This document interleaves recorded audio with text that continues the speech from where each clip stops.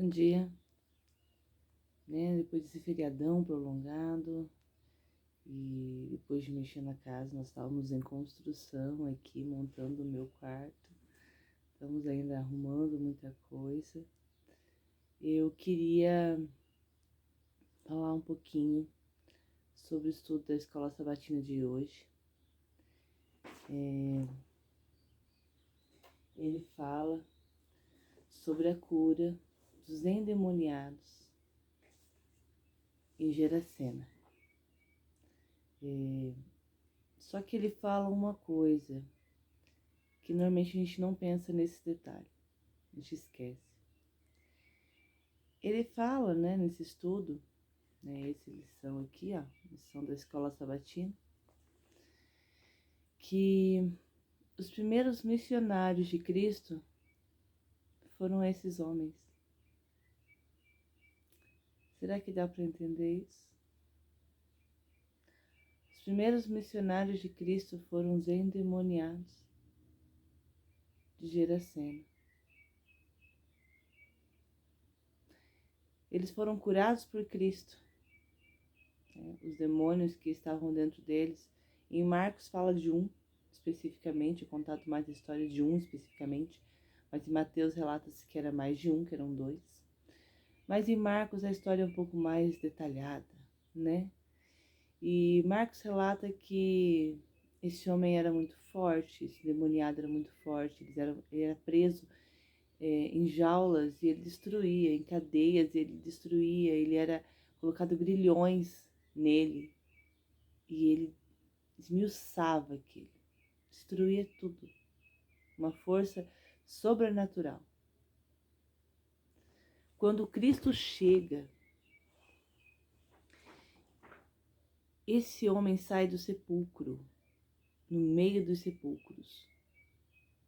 Ele andava em cemitérios, andava de dia e de noite clamando. A gente só não sabe o que ele clamava, o que ele gritava, o que esses homens falavam. Só dizia que eles clamavam de dia e de noite. Quando Jesus chega, eles vêm ao encontro de Jesus e diz que ele era o Todo-Poderoso, que ele era o Filho de Deus. E essa parte eu quero ler com vocês. Abra a Bíblia de vocês em Marcos capítulo 5, versículo 6. Quando de longe viu Jesus, correu e o adorou, exclamando com alta voz: Que tenho eu contigo, Jesus, Filho do Deus Altíssimo? Conjuro-te por Deus que não me atormentes. Porque Jesus lhe dissera: Espírito imundo, sai desse homem. E perguntou-lhe: Qual é o teu nome?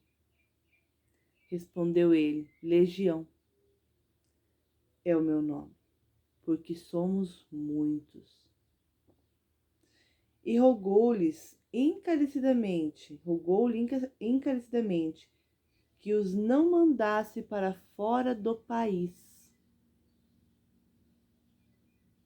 Ora, estava ali, pelo monte, uma grande manada de porcos. E os espíritos imundos rogaram a Jesus, dizendo: Manda-no para os porcos, para que entremos neles. Jesus o permitiu.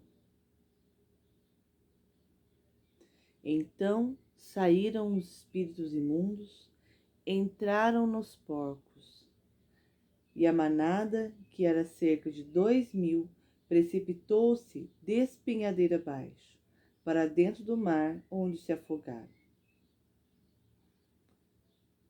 Então, se até os demônios sabiam quem era Cristo, quem somos nós para questionar quem é Cristo? Pensa bem nisso. E após a cura desse homem, que ele foi libertado dos demônios, que ele estava calmo, estava tranquilo, ele pede para Jesus para ficar com ele, porque foi ali que ele achou o amor, foi ali que ele achou o acalento, né? Algo que protegesse, que ele se sentisse seguro. Mas sabe o que Jesus disse? Não. Vá lá para sua casa, vai lá para os teus e conta tudo o que te aconteceu. Irmãos, é o seguinte,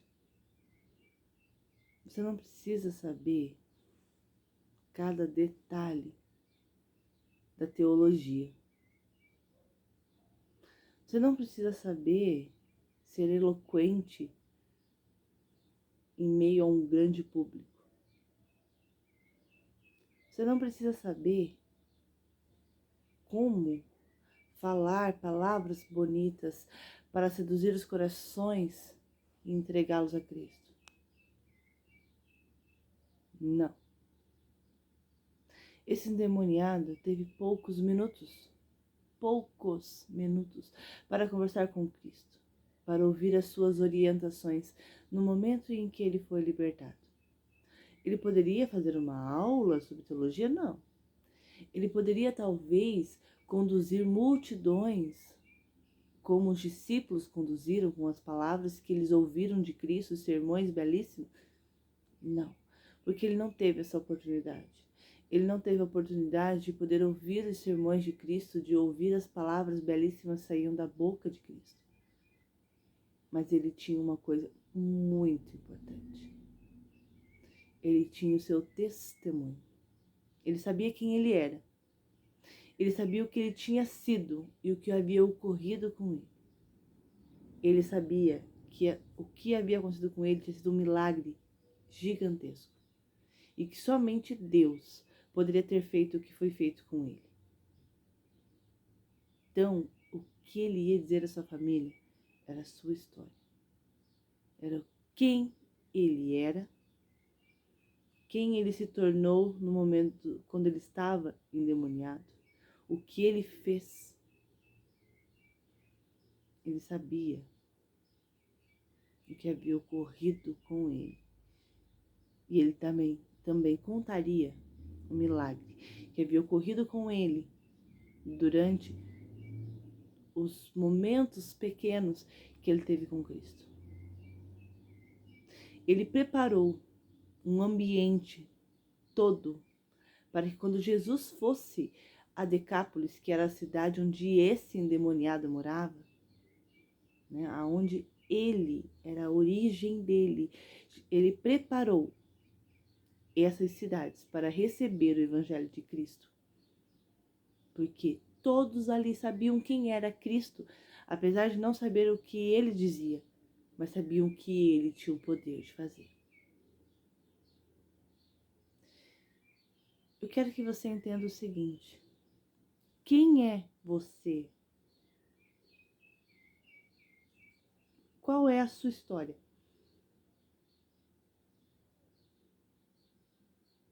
O que encanta? O que vai mostrar às pessoas que você conheceu a Cristo de verdade?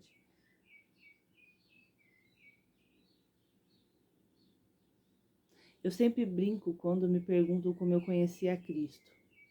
Eu falo que eu conheci a Cristo através de uma janela. E realmente foi através de uma janela que eu conheci a Cristo. Foi lá que eu desafiei a Deus. Falei, se não for do jeito que eu estou falando, eu não acredito. Sabe aquelas pessoas ruins? Eu sou uma pessoa que sou teimosa. Deus sabe disso. Então o que ele fez? Ele fez exatamente o que eu pedi. Para provar para mim que o que ele estava me pedindo para fazer, que era mudar a minha vida toda, as minhas crenças, as minhas percepções de realidade,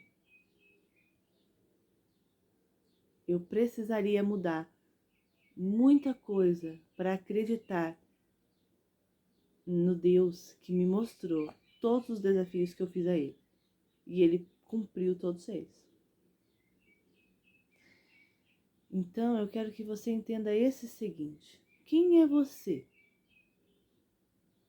Porque Deus, ele não vai falar com outra pessoa através, ele não vai. Vai falar com você. Mas se você permitir também. Se você se permitir deixar ele conversar com você. Eu vou cantarolar uma música. Ela é da Celina Borges. Eu ouvi essa música através do casal da Itiba. Né? Eu sigo eles no Instagram, eles têm um canal no YouTube também maravilhoso. Eles ensinam muita coisa. Eles ensinam muita coisa. E você deve saber absorver as coisas boas que Deus te mostra. E saber questionar também através da Bíblia se tudo que são ditos, né? Tudo que é dito para você através de pessoas, através da igreja, através da televisão, através das músicas que você escuta, se aquilo vem de Deus realmente e se aquilo realmente é bom. Então, deixa eu pegar a letrinha dela aqui, porque eu não achei o playback dela. Mas a música é muito bonita. E eu quero que você preste atenção nessa letra e se coloque e veja se ela também não vai tocar teu coração. Porque quando eu ouvi essa música, eu falei, poxa vida, quem sou eu? Quem sou eu? Então, o nome da música é Quem é Você? É uma pergunta da Celina Borges. Quem é você? Quando escondido e fechada a porta ninguém vê. Quem é você? Quando as escolhas te remetem a um preço a perder. Ficar ou ir, por onde andar, o que falar, e se preciso for silenciar, com quem sair, com quem ficar, teu proceder, testemunhar ou desistir, certo ou errado, poder decidir. Quem é você? Quem é você? Quando tem regras e estatutos para obedecer. Diante de Deus, nenhuma máscara e disfarce irão te esconder. Sem rótulos e preconceitos defender. O permitido nem sempre convém. Não é fazer, mas se manter sendo fiel. Deus só trata com quem você é. O erro do outro não te justifica. Suas escolhas definem você. Na sua história a fé testifica. Quem é você? Quem é você? O erro do outro não te justifica. Suas escolhas definem você. Na sua história a fé testifica. Quem é você? Quem é você? Amém. Então, quem é você? Como você lida com Deus? Como você conversa com Deus? Será que você faz de conta que Ele é realmente importante para você? Porque às vezes a gente faz de conta que Deus é importante. Aí, quando vem a legião, a gente já não tem mais o que fazer. Lembra-se, está na Bíblia, que quando a casa está limpa, mas vazia de Deus, os demônios vêm e enchem a casa.